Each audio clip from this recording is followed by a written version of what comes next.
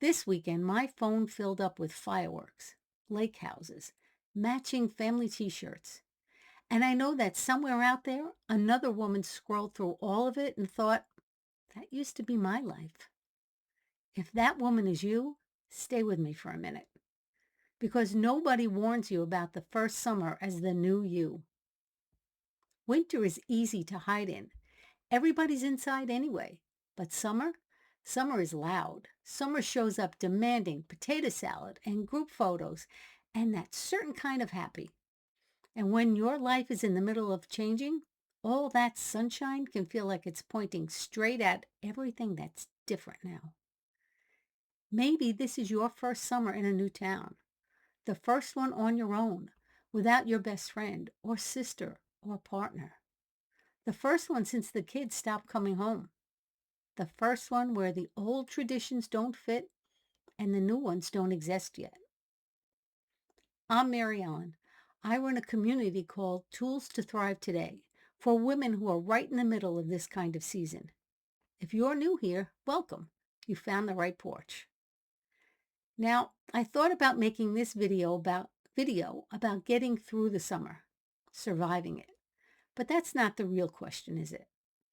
The real question is the one you'd only whisper. Am I allowed to enjoy any of this? Before my life is put back together?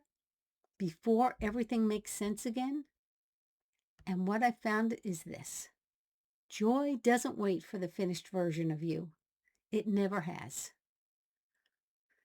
So let's start with those vacation photos. And let me tell you about mine. Or really, about the one that didn't happen. This year, John and I had tickets to watch the Macy's fireworks. Seats in the ADA section because he's still recovering from his motorcycle accident. We've been excited about it for ages. And because the logistics were going to be tricky, we did a trial run.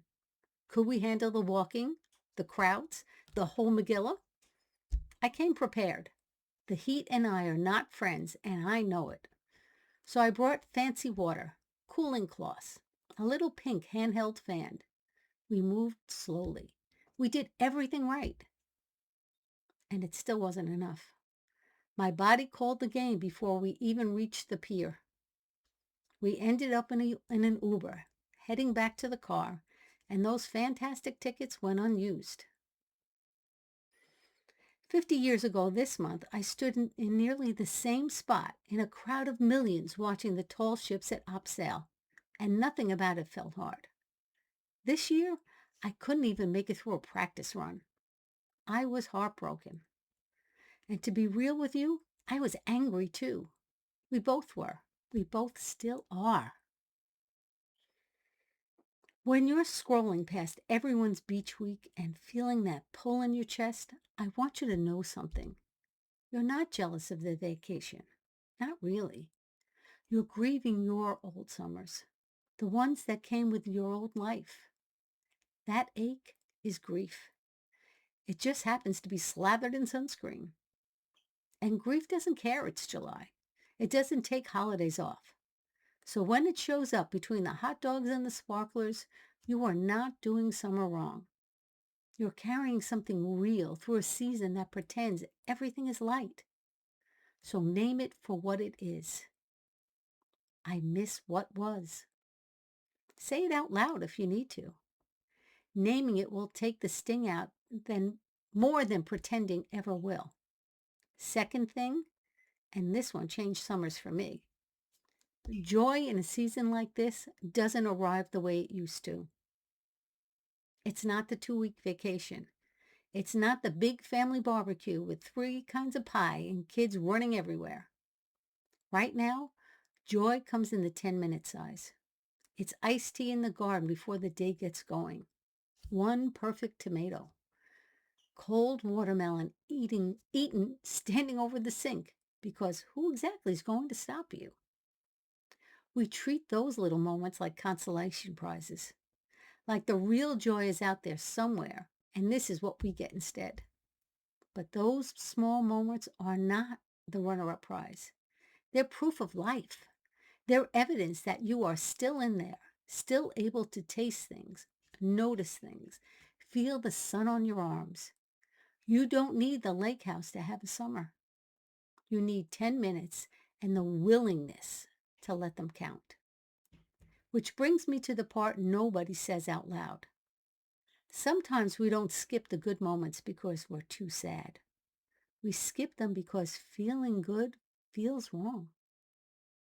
I've spent years as a therapist sitting with women through their hardest chapters, and I heard some version of this in every single one of those rooms. If I laugh, does it mean that I'm over it? If I have one good day, does that mean it didn't matter? Listen to me. A good moment is not a betrayal. Laughing at something in July does not erase what happened in March. Enjoying your coffee, or in my case tea, does not mean you've stopped taking your life seriously. It means you're alive inside. Both things get to be true at the same time.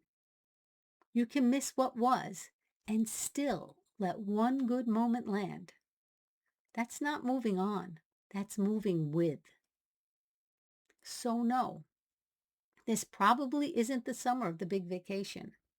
It might be the summer of the folding chair in the backyard, the library book, the fireworks watched from the kitchen window with a glass of iced tea. That last one was mine this year. Not the summer I ordered, but the one that showed up, and I'm learning to stop arguing with it. And one evening, maybe when you least expect it, you'll catch yourself smiling at something small before you even had time to feel guilty about it. When that happens, don't take it back. You don't have to earn summer. It showed up for you anyway, the way it always does. Your only job is to stop waiting for permission to be in it. I wrote more about this on the blog this week, including a few small ways to claim a summer that actually fits the life you have right now. The link is in the description right at the top. And if you're wondering where you actually are in this whole starting over season, I made a quiz for exactly that.